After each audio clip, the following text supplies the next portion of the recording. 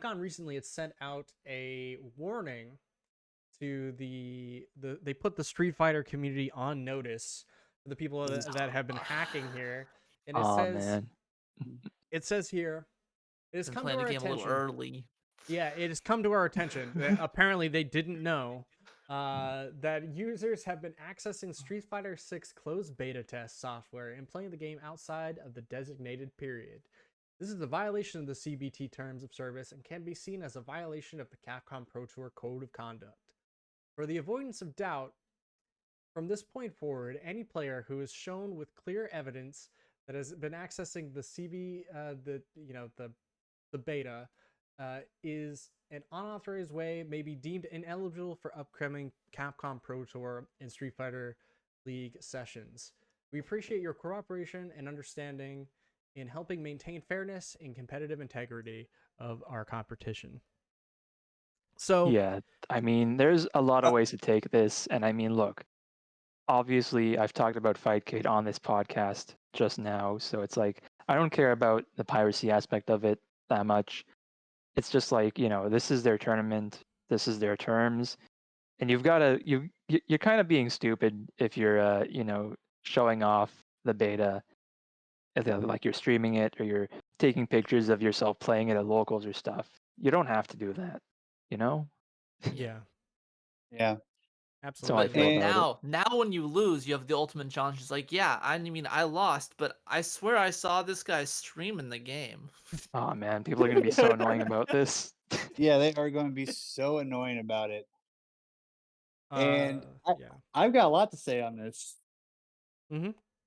All right. First of all, like I saw this whole thing coming from like the moment they announced that the beta was going to be on Steam, Yup. because everyone's going to data mine the shit out of it, or at least like 2 or 3 people, and just share it with anyone. It's like the same difference. So that played out naturally, exactly the way like I expected it to like go. And I would think like Capcom, you had to have fucking known. Like your community representatives, like Combo Fiend, he has to have known that's what we would do.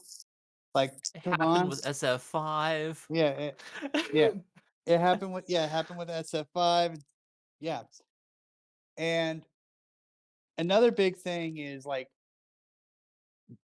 there is actually huge stakes for winning Capcom Pro Tour this year. First place gets $1 million. Yeah. Yeah. Which So of course people are on the it's one grind. of the, it's that like one milestone that really brings like fighting games like as a competition concept into a higher echelon, where we can get a lot more respect. Now. Yeah, a real esport now. And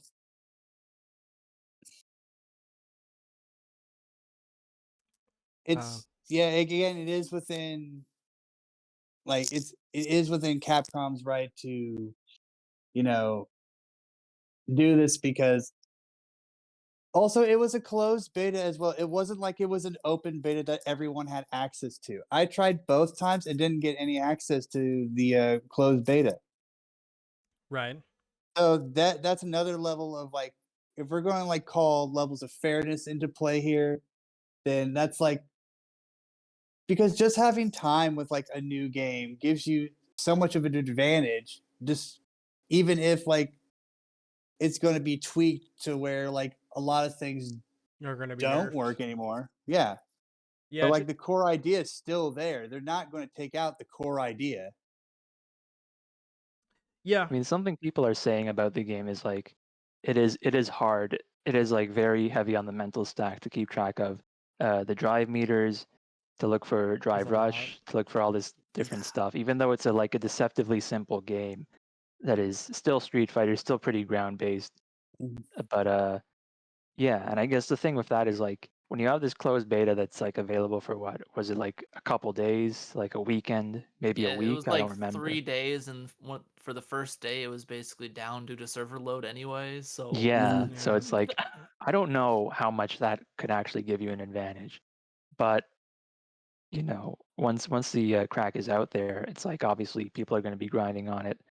And I think they knew they were in a position where it's like, we can't just ban everyone we found with it, because then a lot of the competition will be gone, and the weight of this whole $1 million prize is going to be watered down a bit. Mm-hmm. Yeah. I just think it's interesting that they're like, yeah, guys, don't play the beta, don't play the crack beta, please. You know, a month before the actual game comes out.